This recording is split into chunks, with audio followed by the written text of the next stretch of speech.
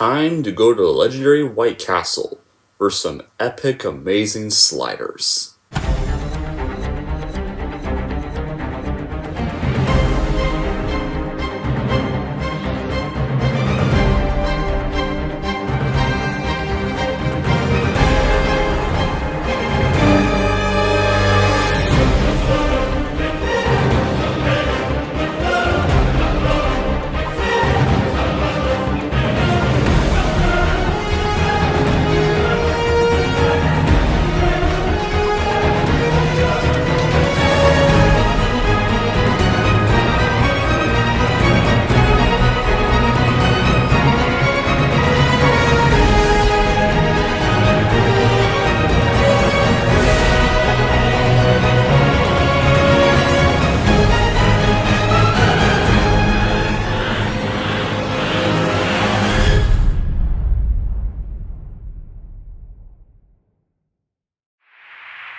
Hey everyone, it's Don G. Corleone here, and I'm here with a brand new movie review. And this movie review is going to be for a 2004 stoner comedy film.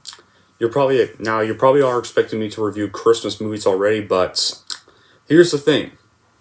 The reason why I haven't started yet is because one of the films in this series is a Christmas film, and it's the third one. And so I thought about reviewing this franchise first, reviewing the first two movies, and then starting off my Christmas films with the third film, which is the Christmas film in this series. But yeah, anyway, the point is, the film I'm going to be reviewing is for none other than probably what is to me my favorite stoner comedy of all time, 2004's Harold and Kumar Go to White Castle. Yes, I absolutely love this film. But before I get into why, let's get on with the plot. Well, Harold, Lee, and Kumar Patel are two stoners who end up getting the munchies while smoking pot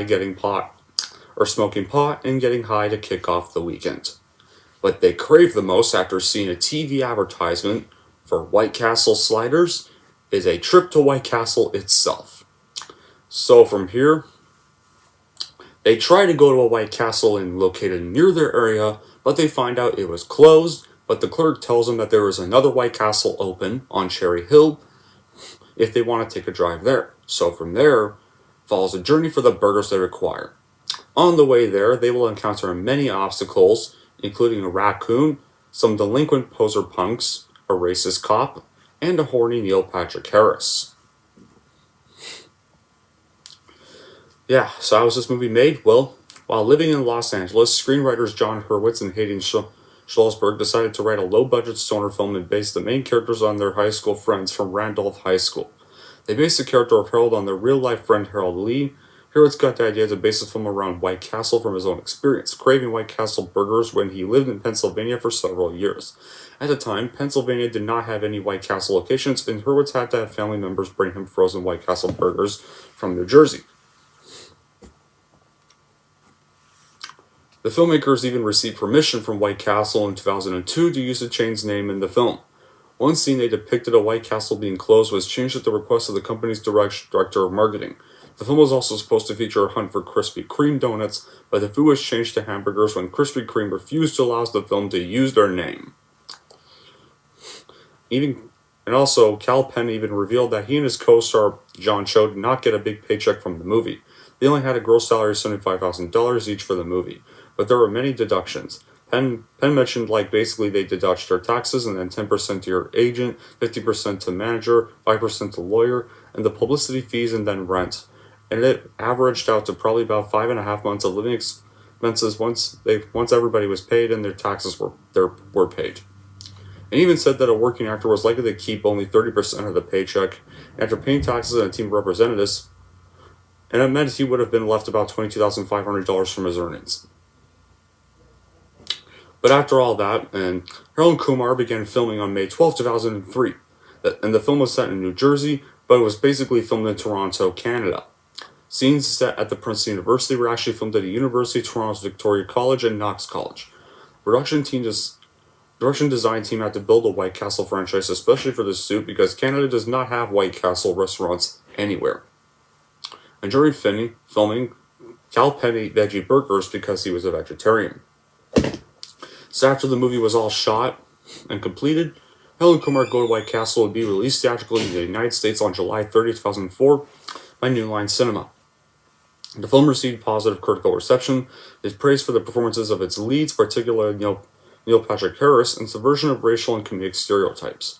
It was also a minor commercial success, grossed over $23 million worldwide on a $9 million budget, but it did make more profit on home media and inspired a trilogy, because the sequel, Helen Kumar Escape from Guantanamo Bay, would be released 4 years later on April 2008.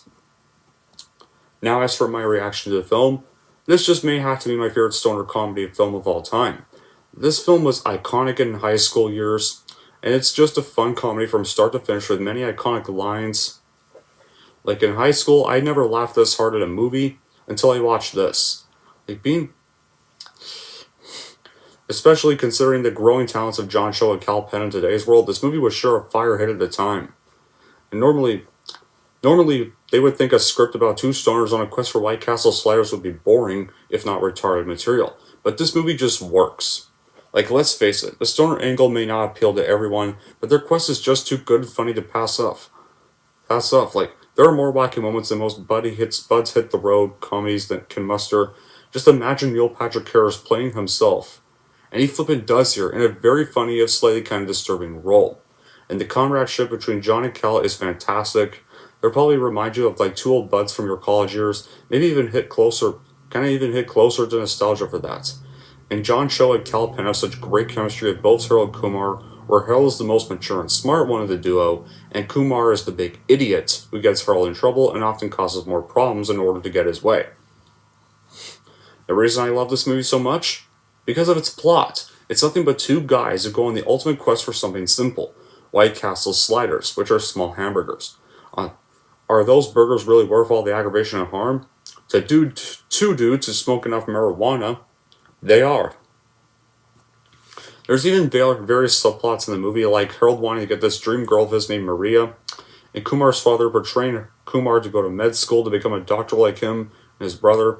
Kumar doesn't want to, but his dad's forceful behavior makes him think twice. And very rarely in stoner comedy do we get so much detail on these two innocent characters. That's a really nice change of pace. And this quote above is something.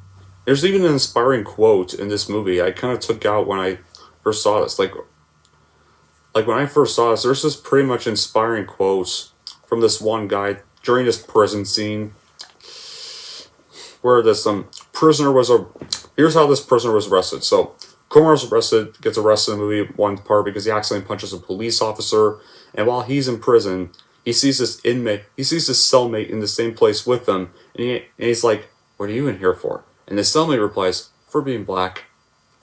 But not just a funny scene, like, the cellmate then tells him, like, there's no sense getting riled up every time a bunch of idiots gives you a hard time. The universe tends to unfold as it should. And sometimes I really hear it in my head and think, yeah, that's kind of the way to go. And it's definitely one of my favorite quotes, too. And it sounds obscure that one of my favorite movie quotes comes from a stoner comedy. But to think about it, that quote is very good and very true. And there's this, like, and oh my god, the quotes in this movie, there are so many great quotes, too, from many characters, like, some even side characters, too, some get some great quotes, like, once, like, Kumar's dad finds Kumar at this hospital, like, he runs to them because he had to take her to the hospital after, like, a raccoon bite or something, and since he's, like, his dad's trying to get him to be, like, this medical doctor, he has to go to several interviews, and he keeps failing all of them. And he got word of the recent one he botched with his behavior. And as soon as his dad approaches him, like, confronts him over it, and at the end of his confrontation, he's like, "I will not tolerate this from you any longer. You have one more interview tomorrow morning, and if I hear from Dr. Veen that you are anything short of spectacular, I'll completely cut you off. Daddy is not coming on anything." Yeah, or you even have this cameo from Ryan Reynolds during the hospital scene after Helen Kumar end up saving this guy's life.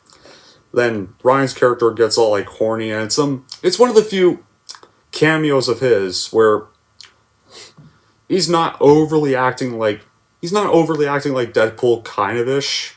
This time, this was kind of before he started overacting like Deadpool in a way. Like, this was kind of long before Reynolds was famous at the time, but it's not a bad cameo. And then you have the fictional version of Neil Patrick Harris, who's this like horny womanizer that just loves to do drugs, loves to get laid. And one of his quotes is like, "Forget White Castle, man. Let's go get some pussy." And then you also even have these like sports punks that appear throughout the movie that harass Harold Kumar. And with some of the like extreme stunts, like they think anything they do is extreme. And during one time, Harold Kumar visits this convenience store. These guys do this kayaking stunt that kind of trashes half the convenience store. And one of the punks is like, on a scale of 1 to 10, with 1 being not so extreme and 10 being extremely extreme, I give this a 9.5. And then eventually Harold Kumar do get fed up with their shit. They steal their truck. And once they're in their truck, they find out these guys have this poser music where it's just these lame romantic pop songs these guys really love. And it turns out they're not actually tough punks and they're actually posers. And stuff. And like there's just many great scenes here. There's even many funny scenes here too. Like you even got this other scene where their tire gets flat, and then this creepy guy happens to find them. He takes them back to his house, decides to repair their tire. At first you think he's like clearly planning some kind of bad thing with them, and it's a nice little horror movie parody, and he doesn't go inside, and it turns out he has this beautiful wife that looks very hot to Harold Kumar, and they fight over who gets to kind of screw her. And then once the guy named Freak Show fixes their tire, he barges in. At first he seems angry that they're going to screw his wife, but then they're like, "You told us we could." Oh, all right then. But then he freaks them out into leaving by saying, "Then who wants a threesome?" And they just leave completely because they definitely don't want to do that. However, despite those being said, is there bad qualities with this movie? Well, yeah, there is. There are a few reasons that this movie might not appeal to everyone. Like, for example, since this is a stoner film, there is lots of drug references, lots of nudity, and a bit of profanity. And there's the fact that zillions of people have never even heard of White Castle because there is no White Castle in their area, let alone had one of its famous or infamous slider burgers at the time. White Castle burgers, well, there's no White Castle in my area, but I know White Castle is known for their small size and affordability.